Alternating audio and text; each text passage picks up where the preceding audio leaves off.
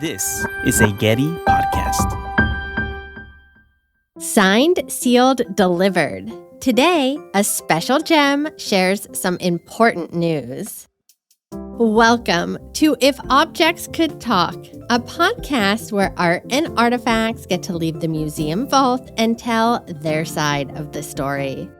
Thanks for joining us as we bring objects into the light. How would your best friend describe you? Are you responsible? A party animal? Maybe a little bit of both? Well, today we meet a satyr who is half man, half goat, and all storyteller. Satyrs are mythical woodland creatures known for their love of parties and for playing the occasional trick on people.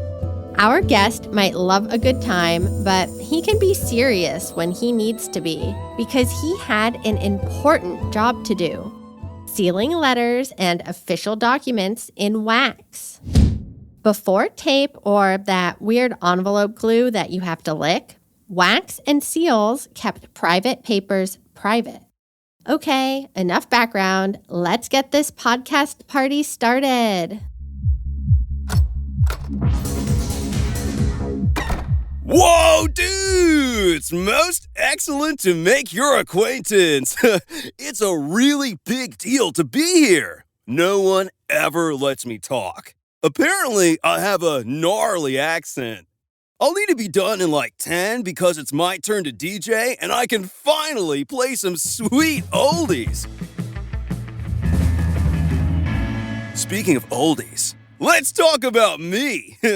I'm carved into an oval-shaped gemstone over 2,000 years old. Wow. I'm made of cornelian, which is a type of red-orange gem.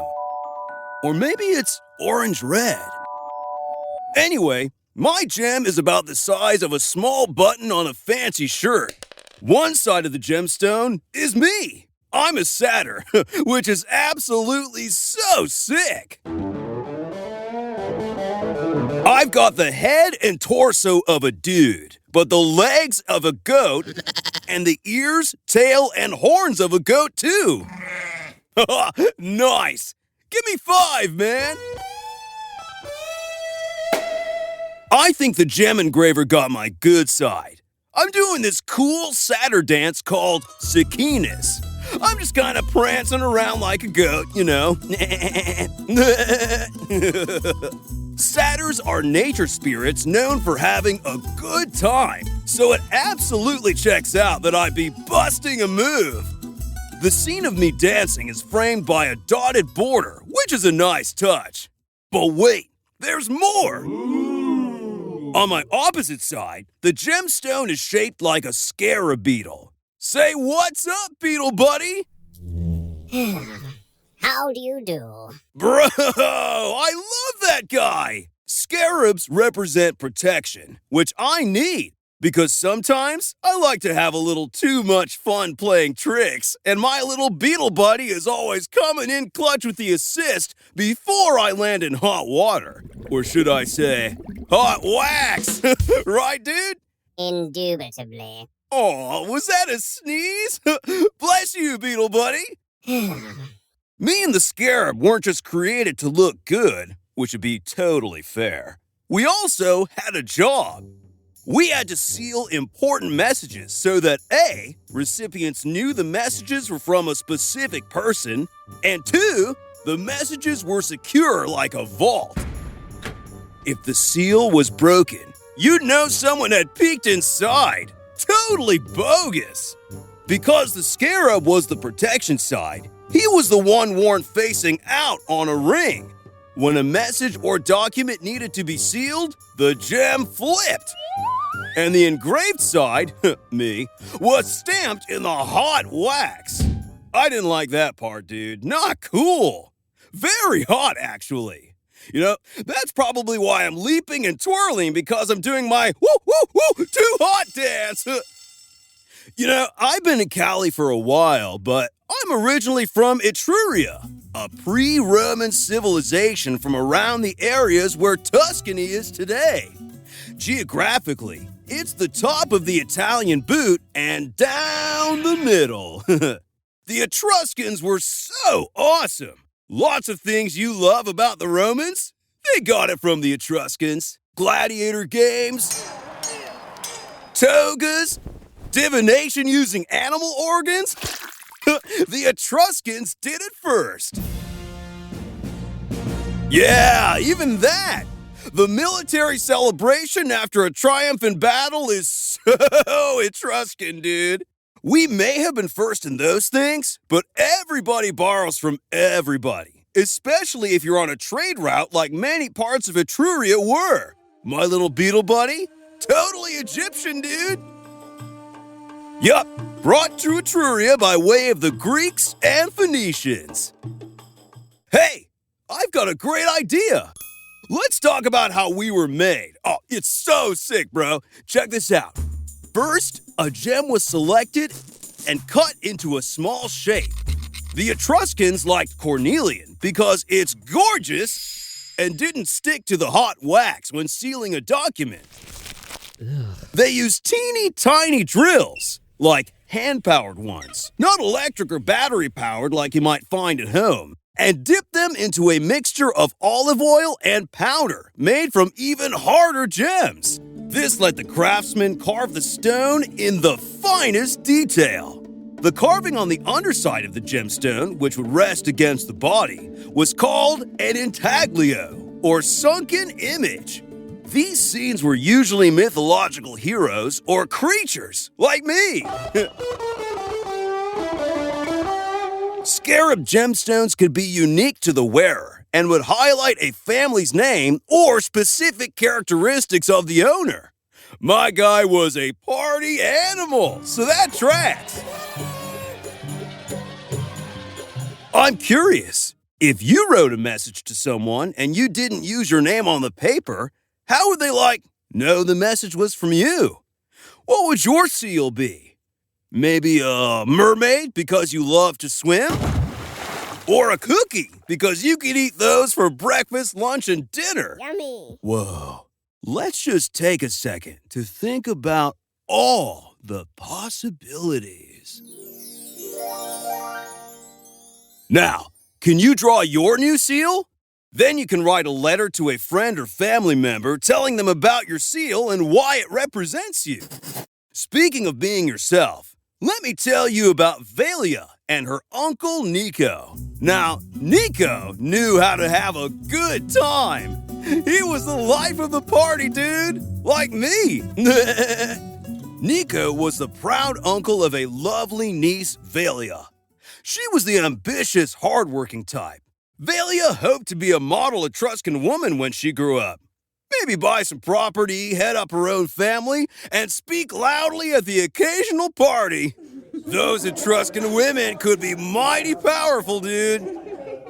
For Velia's 12th birthday, all she really wanted was for her uncle to do an honest day's work. And a donkey.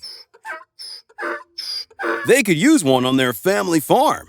But she didn't want just any donkey. She wanted a donkey that she had seen a few months ago when traveling for a wedding. The donkey lived nearly half a day's journey away.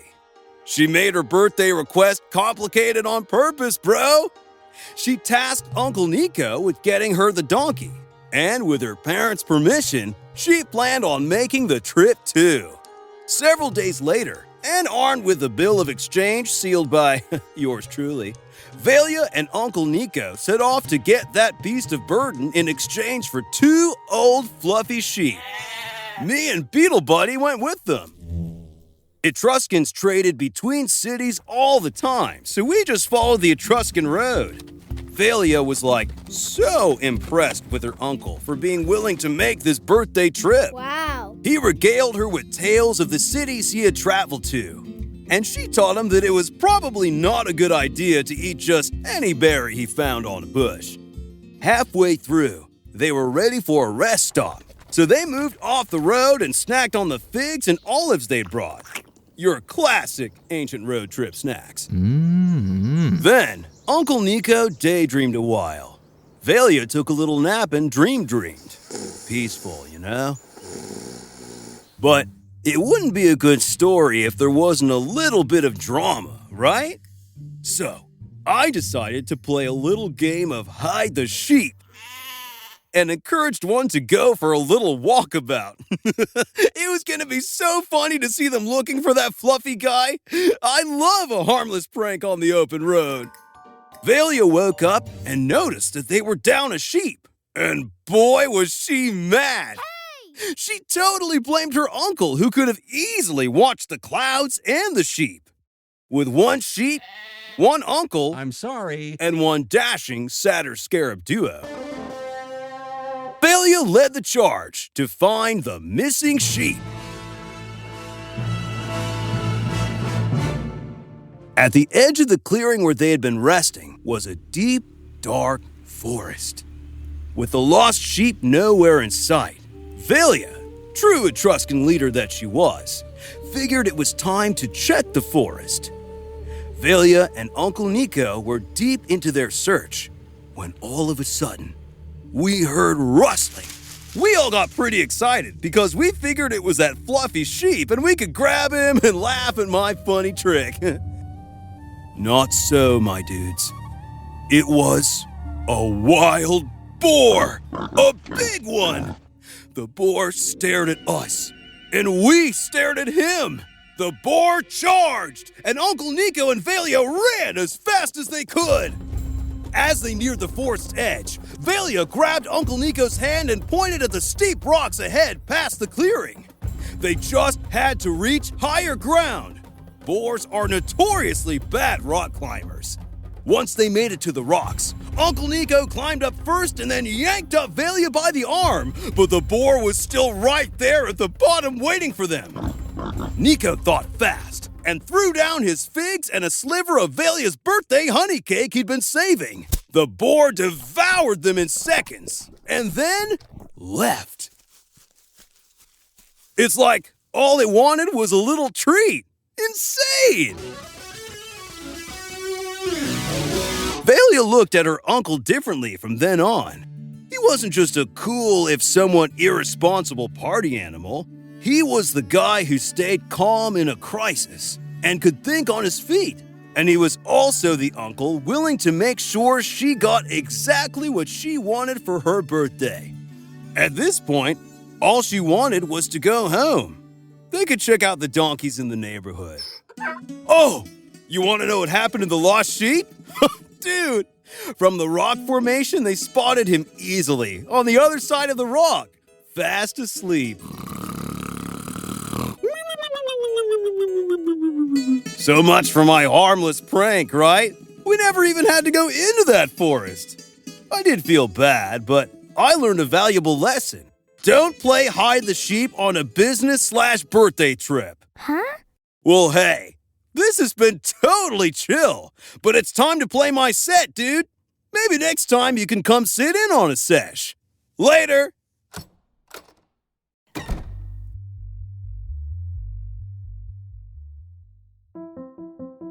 I hope you enjoyed learning about satyrs and Etruria. Join us next time when a horse unlocks a mystery. To see photographs of the Satyr gem and learn more, visit our website at getty.edu/podcasts. This episode was written by Tokara Elise and produced by Zoe Goldman. Isaac Robinson Smith voiced the Satyr. Theme music, mixing, and sound design by Alexandra Kalinowski. Christopher Sprinkle is executive producer. Special thanks to curators Ken LaPatin, Judith Barr, and Hana Sugioka. Catch you next time.